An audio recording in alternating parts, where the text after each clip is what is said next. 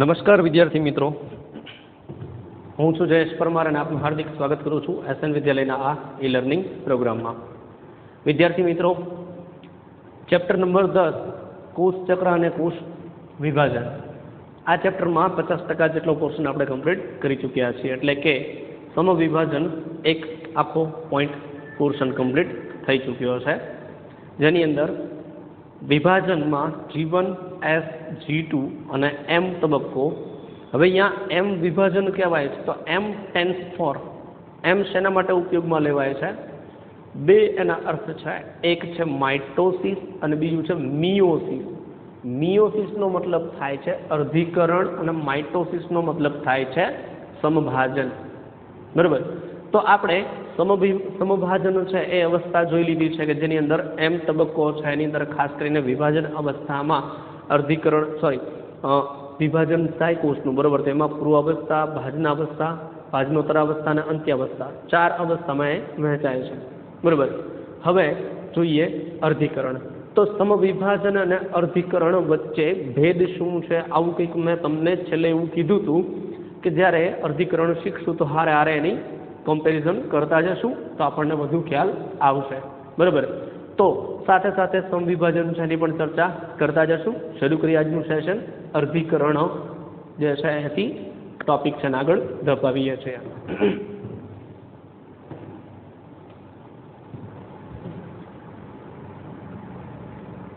વિદ્યાર્થી મિત્રો, અહીંયા અર્ધીકરણની વાત કરીએ તો એને મિયોસિસ તરીકે પણ ઓળખવામાં આવે છે.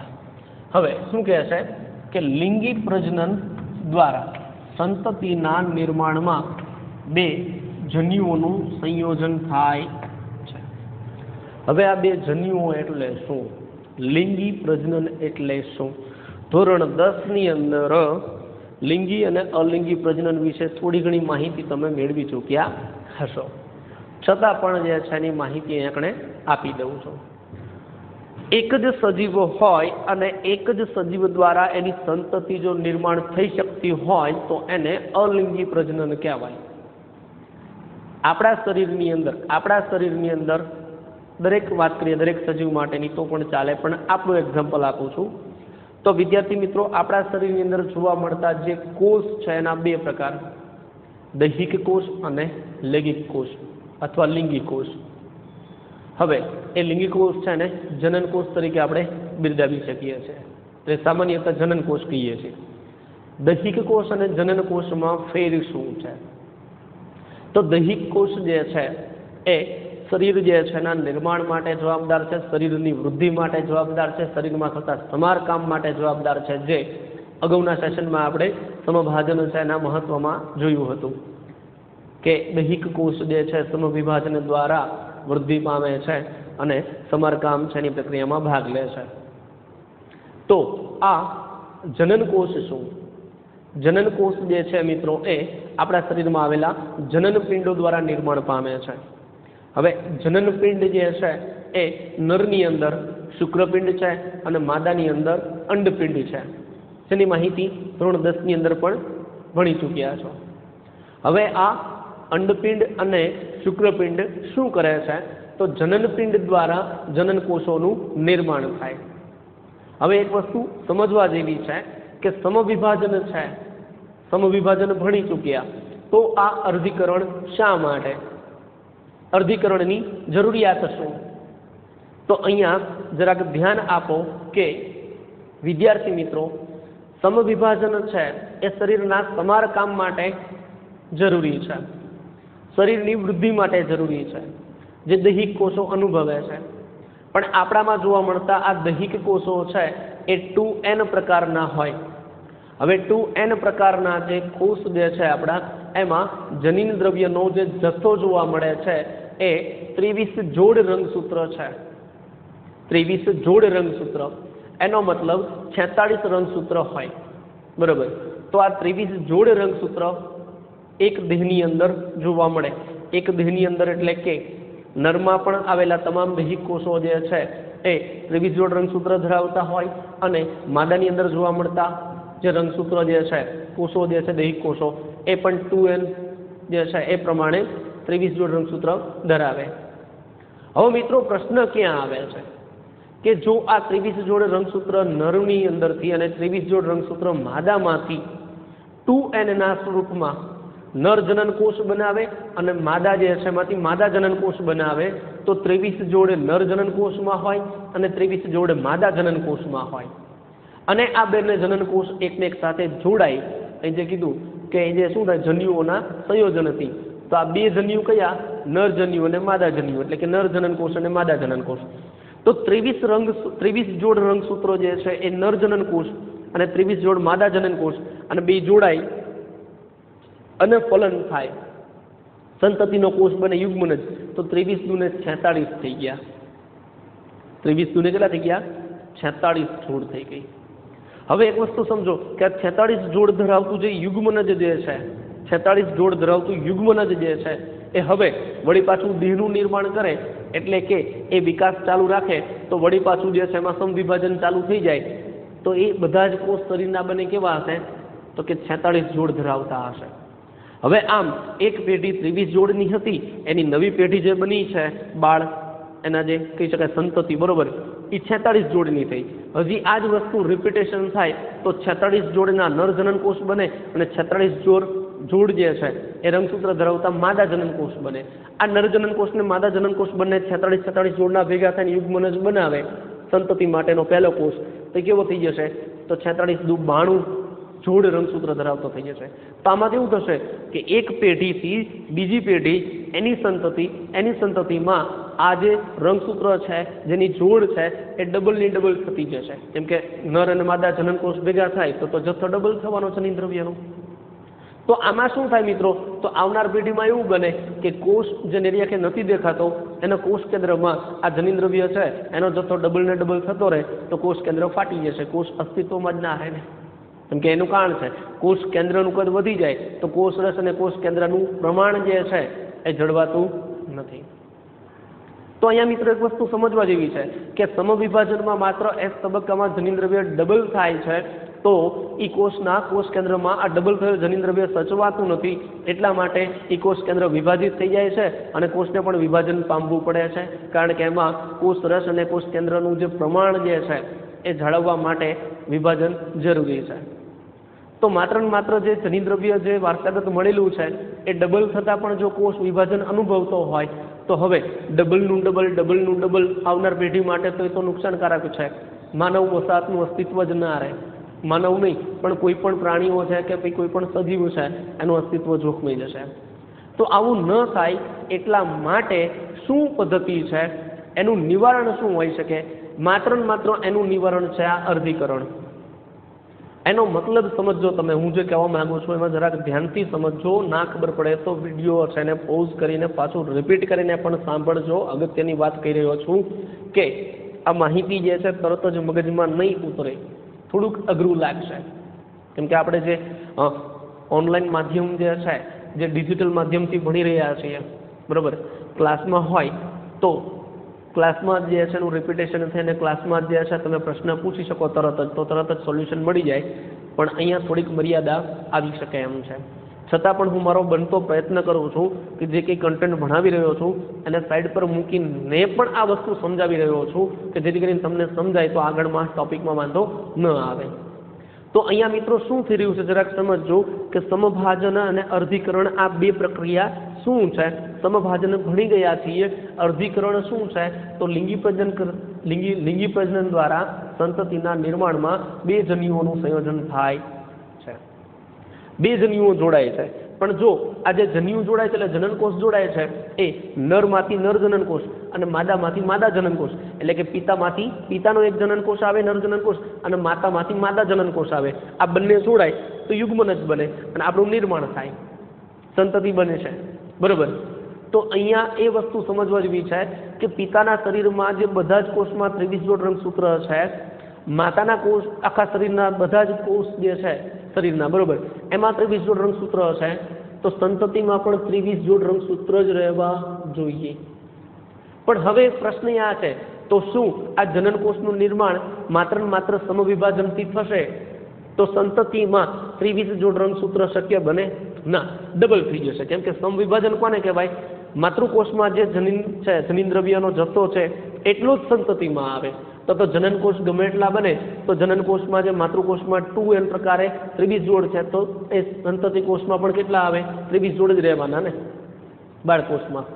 તો એવું થાય કે જનનકોષ 23 જોડ રંગસૂત્રનો જથ્થો ધરાવે અને એનું જોડાણ થાય તો 23 જોડ જે છે એનો યુગ્મન જ બને અને પછી જે છે સંતતિ જે બને છે એ ડબલ જનીન દ્રવ્યના જથ્થાવાળી બનશે. તો એ પોસિબલ નથી. તો અહીંયા એના નિવારણ માટે જરૂરી શું છે? આ અર્ધીકરણ જરૂરી છે. એ અર્ધીકરણમાં શું છે કે શરીરના જે કંઈ દૈહિક કોષો છે એ જ્યારે વિભાજન પામે તો સમવિભાજનથી વિભાજન પામે છે અને જ્યારે જનનપિંડ છે એ સંતતિના નિર્માણ માટે જનનકોષનું નિર્માણ કરે છે ત્યારે અર્ધીકરણ વિભાજન થાય છે, ત્યારે સમવિભાજન થતું નથી. એટલે જનનકોષોના નિર્માણ માટે જવાબદાર કોણ છે? અર્ધીકરણ. અને અર્ધીકરણથી નિર્માણ પામેલા આ જનનકોષ જ્યારે જોડાય અને જોડાઈને જે યુગ્મન જ બને એ પાછો સમવિભાજનથી શરીરનું નિર્માણ કરે છે. તો આમ જે છે એ જીવન પર્યંત સમવિભાજન અને એ દરમિયાન પ્રજનનની ક્ષમતા જે છે એ દરમિયાન જનનપિંડ છે એની અંદર અર્ધીકરણથી જનનકોષ બને અને આ જનનકોષ જોડેની જે સંતતિ બને એ પહેલો કોષ યુગ્મન જ જે બને છે એ અર્ધીકરણ છે એમાંથી આવેલા જનનકોષ છે એના દ્વારા બને અને ત્યારબાદ એ બધા વિભાજન કેવા હશે? તો કે સમવિભાજનના. હવે એ સંતતિ જ્યારે પરિપક્વ બને તો એના જનનપિંડમાં પણ એ નર હોય કે માદા હોય એમાં પણ અર્ધીકરણથી શરૂઆત થાય જનનકોષ બનવાની. હવે અર્ધીકરણ એટલે શું? જે જનીન દ્રવ્યનો જથ્થો માતૃકોષમાં હોય એના કરતાં સંતતિ કોષમાં એ જથ્થો અડધો થઈ જવો જોઈએ. ખ્યાલ આવે છે?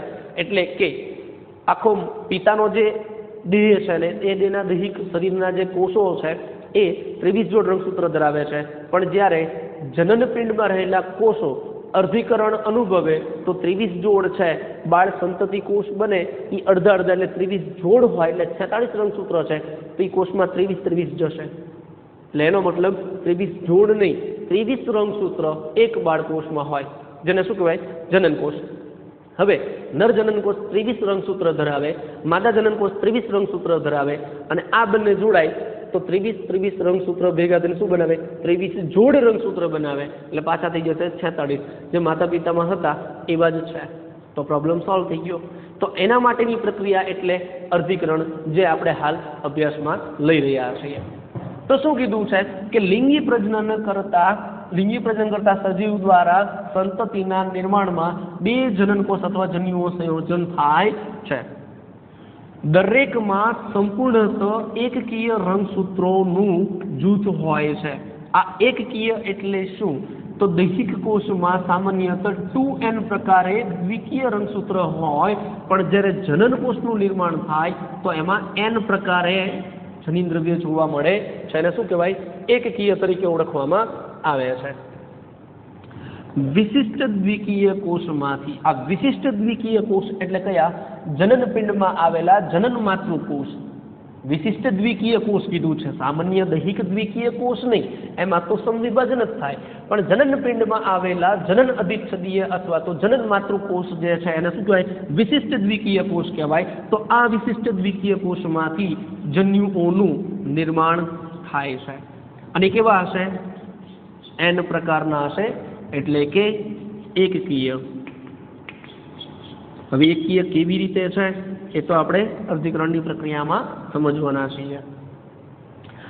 આ ખાસ પ્રકારના કોષ વિભાજનને પરિણામે રંગસૂત્રોની સંખ્યા બાળકોષમાં અડધી થતા એકકીય બાળકોષનું નિર્માણ થાય છે. શું કીધું છે? આ વિશિષ્ટ પ્રકારનો જે દ્વિકીય કોષ છે એટલે કે 2n પ્રકારનો કોષ છે એમાં ખાસ પ્રકારનું કોષ વિભાજન થાય. ખાસ પ્રકારનું કોષ વિભાજન થતા એને પરિણામે રંગસૂત્રોની સંખ્યા કેવી થઈ જાય? બાળકોષમાં અડધી થઈ જાય. એનો મતલબ કે આ વિશિષ્ટ પ્રકારનો દ્વિકીય કોષ હોય 2n તો બાળકોષ છે એની અંદર n આ રીતે એકકીય. આ સમજૂતી માટે છે, આખી પ્રક્રિયા તો ડિટેલમાં સમજવાની છે પણ સમજૂતી માટે તો એમાં n એટલે કે એની સંખ્યા કેવી થઈ જશે? અડધી થઈ જશે. અને અડધી થાય એટલા માટે જ એને શું કહેવાય? અર્ધીકરણ તરીકે ઓળખવામાં આવે છે. આવા પ્રકારના વિભાજનને અર્ધીકરણ કહે છે. શું કહેવાય? મિયોસિસ તરીકે ઓળખવામાં આવે છે, અર્ધીકરણ કહે છે. લિંગી પ્રજનન કરતા સજીવોના જીવન ચક્રમાં અર્ધીકરણ દ્વારા એકકીય અવસ્થા ઉત્પન્ન થાય છે. શું કીધું છે? એકકીય અવસ્થા ઉત્પન્ન થવા માટે જવાબદાર શું છે? અર્ધીકરણ જવાબદાર છે. અર્ધીકરણની પ્રક્રિયા થાય તો એના દ્વારા એકકીય અવસ્થા ઉત્પન્ન થાય છે. જ્યારે ફલન દ્વારા દ્વિકીય અવસ્થા પુનઃ પ્રાપ્ત થાય છે. એટલે કે અહીં એકકીય અવસ્થા અર્ધીકરણ કીધું ને, તો અર્ધીકરણ દ્વારા જનન માતૃકોષ, જે આપણે કહીએ અર્ધીકરણ દ્વારા માતામાંથી નર જનનકોષને, સોરી, પિતામાંથી નર જનનકોષ અને માતામાંથી માદા જનનકોષ. તો હવે વિચારો કે અહીંયા માતા જે છે એમાં આ અર્ધીકરણની પ્રક્રિયા દ્વારા જે જનનકોષ બને છે એ N પ્રકાર છે, અને પિતા જે છે એના દ્વારા જે જનનકોષ બને છે એ પણ કેવો છે? N પ્રકારનો બને છે અર્ધીકરણ દ્વારા. હવે શું કીધું છે? જ્યારે ફલન થાય એટલે આ બંનેનું જોડાણ થાય, તો બંનેનું જોડાણ થતાં આ NN એટલે 2N. તો શું કીધું છે? એના દ્વારા દ્વિકીય અવસ્થા, આ 2N વાળી દ્વિકીય અવસ્થા પુનઃ પ્રાપ્ત થાય છે, જેમાંથી વળી પાછું નવી સંતતિનું નિર્માણ થશે. એટલે હતું ને એવું આવી ગયું. માતાનું શરીર 2N પ્રકારનું જનિદ્રવ્ય ધરાવે, પિતાના શરીરના કોષો 2N પ્રકારનું જનિદ્રવ્ય ધરાવે, સંતતિ જે છે એનું શરીર પણ 2N પ્રકારનું જનિદ્રવ્ય ધરાવતું હશે. તો આ સમસ્યાનું જે સમાધાન છે એ અર્ધીકરણ દ્વારા થાય છે. વનસ્પતિ અને પ્રાણીઓમાં જન્યુજનન દરમિયાન, હવે જન્યુજનન એટલે શું? જનનકોષનું નિર્માણ. જન્યુ એટલે જનનકોષ અને જનન એટલે નિર્માણ. તો જનનકોષનું નિર્માણ છે એ દરમિયાન અર્ધીકરણ થાય છે. શરીરમાં થતી ઈજા, નુકસાન એની સામે સમારકામ કરવા માટે સમવિભાજન થાય, પણ જન્યુજનન એટલે કે જનનકોષના નિર્માણની અવસ્થા જે છે એ અર્ધીકરણ દ્વારા થાય છે. જેના ફળ સ્વરૂપે અથવા જેને પરિણામે એકકીય જન્યુનું સર્જન થાય છે. તો આ એકકીય જન્યુ બનાવવા માટે અગત્યની પ્રક્રિયા એટલે શું? તો કે અર્ધીકરણ. હવે શું કહે છે? અર્ધીકરણની મુખ્ય વિશિષ્ટતાઓ કઈ કઈ છે? ખ્યાલ તો આવવો જોઈએ ને, અર્ધીકરણ જે છે એની વિશિષ્ટતા શું છે, કોને અર્ધીકરણ કહીશું, બરોબર? શું કહે છે? અર્ધીકરણમાં પહેલું છે, અર્ધીકરણમાં કોષ કેન્દ્ર તેમજ કોષ વિભાજનના 2 ક્રમિક ચક્રો સંકળાયેલા છે. એનો મતલબ સમજો કે કોષ ચક્ર જે છે, કોષ ચક્ર અને વિભાજન અવસ્થા. તો કોષ ચક્ર કોને કહેવાય? G1, S, G2 અને M અવસ્થા, બરોબર? તે કોષ ચક્ર છે. અને M તબક્કામાં જે બાળકોષમાં વિભાજન થાય કોષનું, એને શું કહેવાય? વિભાજન. કોષ ચક્ર અને કોષ વિભાજન. તો શું કીધું છે કે એની અંદર કોષ કેન્દ્ર અને કોષ વિભાજન છે એના 2 ક્રમિક ચક્રો જોવા મળે. એટલે એનો મતલબ જે સમવિભાજનમાં G1, S, G2, M તબક્કામાં 2 બાળકોષ બની જાય છે એને સમવિભાજન કહેવાય, બરોબર? પણ અહીંયા શું કીધું છે?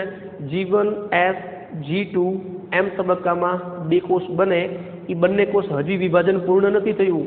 એ બંને કોષ પાછા G1, S, G2, M ફરી વખત એમાંથી પસાર થાય, 2માંથી 4 કોષ બનાવે. પણ ફેર કેટલો? સમજો ધ્યાનથી. ફેર કેટલો? ફેર માત્ર એટલો. અહીં સમજાવું કે જે કોષ આ કોષ ચક્ર છે, હવે આ કોષ ચક્રમાં સમજો ધ્યાનથી, આ કોષ ચક્રમાં જે આ કોષ છે એ G1, S, G2 અને M વિભાજન તબક્કો, બરોબર? હવે આ કોષ છે એ પહેલી વખત જ્યારે હોય તો પહેલી વખત કોષ ચક્ર જે કોષ એમાં G1 તબક્કામાંથી પસાર થાય, S1 તબક્કામાંથી પસાર થાય, G2 તબક્કામાંથી પસાર થાય, અને અંતે શું કરે છે? તો કે 2 બાળકોષનું નિર્માણ કરે છે. તો 2 કોષ બની ગયા. પણ એ તો કેવું થયું? સમવિભાજન હતું ને એના જેવું જ થયું કંઈક, બરોબર? તો અહીંયા જે જનિદ્રવ્ય હશે એ ડબલ થશે ને અહીંયા સરખા ભાગે વહેંચાશે, એવું કંઈક થશે. પણ હવે આ એક ચક્ર પૂરું થયું તો અહીં એક ચક્ર અટકવાનું નથી. આ તો સમવિભાજન કહી શકાય સામાન્ય. હવે અહીં અટકવાનું નથી. હવે શું થાય? હજી આનું બીજું ચક્ર થશે. કોષ ચક્રને શું કીધું? તો કે 2 ક્રમિક ચક્રો સંકળાયેલા છે. કોષ કેન્દ્ર અને કોષ વિભાજનના 2 ક્રમિક ચક્ર. એટલે બીજી વખત જે ચક્ર ચાલે તો બીજી વખતના ચક્રમાં બીજી વખત જે આ ચક્ર ચાલશે એમાં આ બંને કોષ છે એ એસ તબક્કામાં જનીન્દ્રવ્ય ડબલ કરતા નથી,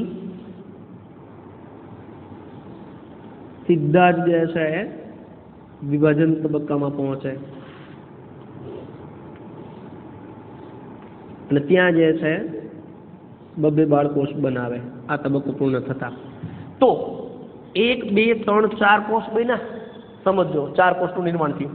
પણ શું થયું તો કે પહેલી વખત જે કોષ ચક્ર ચાલે એમાં G1 S G2 અને M તબક્કામાં પસાર થઈને 2 કોષનું નિર્માણ થાય. હવે એ બનેલા 2 કોષ છે એ સીધું બાયપાસ એટલે કે એસ તબક્કામાં પસાર થતા નથી, જનીન્દ્રવ્ય બીજી વખત ડબલ કરતા નથી. એટલે જે જનીન્દ્રવ્ય છે એને લઈને સીધું વિભાજન પામી જાય. એનો મતલબ આ બંનેમાં જે જનીન્દ્રવ્ય હોય એ સીધું અહીંયા શું થાય તો કે 2n નું NN પ્રકારે વહેંચાઈ જશે. તો આમ જે છે એ એક અર્ધીકરણમાં કોષ 2 વખત વિભાજન પામે. કેટલી વખત? 2 વખત વિભાજન થશે. કોષ વિભાજન 2 વખત. એટલે શું કીધું છે કે કોષ કેન્દ્ર તેમજ કોષ વિભાજન છે 2 ક્રમિક ચક્ર સંકળાયેલા છે, એટલે 2 વખત એ ચક્ર ફરવા પડશે. એને અર્ધીકરણ કહેવાય છે.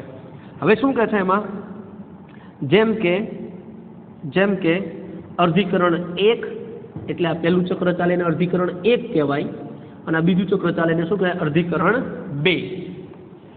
પરંતુ DNA નું જે સ્વયંજનન S તબક્કામાં થાય છે, S ફેઝમાં DNA નું સ્વયંજનન થાય, તો DNA નું સ્વયંજનન જે S તબક્કામાં થાય છે તે એક જ વખત થાય છે, 2 વખત થતું નથી. એટલે મેં કીધું ને કે આ પહેલો કોષ છે પહેલી વખત જ્યારે ચક્ર ફરે ત્યારે S તબક્કો અનુભવે, એમાં જનીન્દ્રવ્ય ડબલ થાય. પણ પછી બીજી વખત જ્યારે એ પસાર કરે ત્યારે S તબક્કો આવતો નથી, એટલે જનીન્દ્રવ્ય ડબલ થતું નથી. તો જે છે એ જનીન્દ્રવ્ય એનું એ જ 2 કોષમાં વહેંચાય, તો જે છે એના કરતાં કેવું થશે? અડધું. એટલે 2n છે તો n ભાગમાં વહેંચાઈ જાય. બરાબર. હવે શું કહે છે આગળ? S તબક્કામાં માતૃરંગસૂત્રના સ્વયંજનનથી ઉદ્ભવતી 2 સમરૂપ લાક્ષણિક રંગસૂત્રિકાઓના નિર્માણ સાથે અર્ધીકરણ 1 ની શરૂઆત થાય છે. એનો મતલબ અર્ધીકરણ 1 જે છે આગળ વધે તો S તબક્કામાં શું થાય છે તો કે જનીન્દ્રવ્ય ડબલ થાય છે અને ડબલ થતા ઉદ્ભવે શું તો કે જે કંઈ રંગસૂત્ર છે તો શું થાય? 2 સમરૂપ લાક્ષણિક રંગસૂત્રિકાઓ બને. લાક્ષણિક રંગસૂત્રિકાઓ બને છે, બરોબર, જે રંગસૂત્રમાં જોડાયેલી હોય. તો શું કીધું છે કે એની નિર્માણ સાથે અર્ધીકરણ 1 ની શરૂઆત થાય. એટલે અર્ધીકરણ 1 ની અંદર S તબક્કો જોવા મળે છે. અર્ધીકરણ દરમિયાન સમજાત રંગસૂત્રોની જોડીઓ બને છે અને તેઓની વચ્ચે પુનઃસંયોજન થાય છે. આ અગત્યનું છે, અર્ધીકરણની લાક્ષણિકતા છે. અર્ધીકરણની પ્રક્રિયા થતી હોય એ દરમિયાન શું થાય? સમજાત રંગસૂત્રોની જોડીઓ બને છે. એટલે આપણે જે કહી શકાય કે જે એક અવસ્થા બતાવું તમને કે સામાન્યતઃ આ સમવિભાજન જે આપણે જોયું એની અવસ્થા છે અને એની બાજુમાં જે છે એ અર્ધીકરણ જે અનુભવે કોષ એના માટે બતાવું છું. 2 વચ્ચે જરાક ખ્યાલ આવે એટલા માટે. તો હવે સમજો કે આપણે શું કીધું હતું કે સમવિભાજન છે એની અંદર સમવિભાજનમાં મધ્યાવસ્થા કેવી હોય? ધ્યાનથી સમજો. મધ્યાવસ્થા જે છે એ રંગસૂત્રો કેવી રીતે ગોઠવાય છે સમવિભાજનમાં, બરોબર? તો સમવિભાજન છે એની મધ્યાવસ્થા છે મિત્રો, એમાં રંગસૂત્ર જે છે એ આમ ક્રમબદ્ધ ગોઠવાયેલા જોયા હતા આપણે આ રીતે, કે જેમાં તારા કેન્દ્ર જે છે નત્રાક તંતુ સાથે આ રીતે દરેક રંગસૂત્રિકા જે છે એનું કાઇનેટોકોર્સ જે છે જોડાયેલું હોય એ તારા કેન્દ્ર. આ રીતે આને શું કીધું તો આપણે મધ્યાવસ્થા અથવા તો ભાજનાવસ્થા, ભાજન તલ. શેમાં? સમભાજનમાં. હવે અર્ધીકરણની અંદર આ વસ્તુ કેવી રીતે હોય? અર્ધીકરણની અંદર શું થાય? રંગસૂત્રો આજે આ રીતે ગોઠવાયેલા છે એની ગોઠવણ બદલાઈ જશે.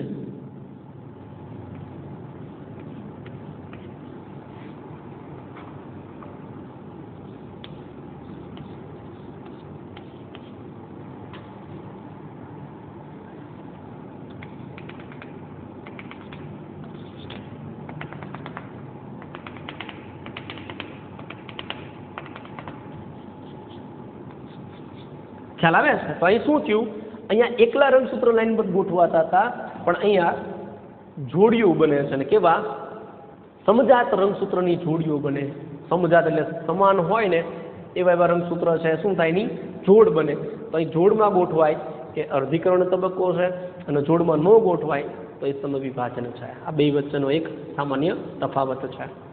મિત્રો જ્યારે આપણે આ જે કંઈ અર્ધીકરણ છે, અર્ધીકરણ 1 અને અર્ધીકરણ 2 વખત વિભાજન અનુભવે એટલા માટે આખી અર્ધીકરણની પ્રક્રિયાને 2 તબક્કામાં વહેંચી દઈ, અર્ધીકરણ 1 અને અર્ધીકરણ 2. અર્ધીકરણ 1 ની અંદર થતી જે પ્રક્રિયા છે એને શું કહેવાય? પૂર્વાવસ્થા 1, પૂર્વાવસ્થા 2, પૂર્વાવસ્થા 1, ભાજનાવસ્થા 1, પછી એના પછી બીજી અવસ્થા ભાજનોત્તરાવસ્થા 1 અને અંત્યાવસ્થા 1.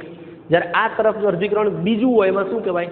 તો કે પૂર્વાવસ્થા 2, પૂર્વાવસ્થા બીજી, પછી ભાજનાવસ્થા 2, એના પછી ભાજનોત્તરાવસ્થા 2 અને અંત્યાવસ્થા 2.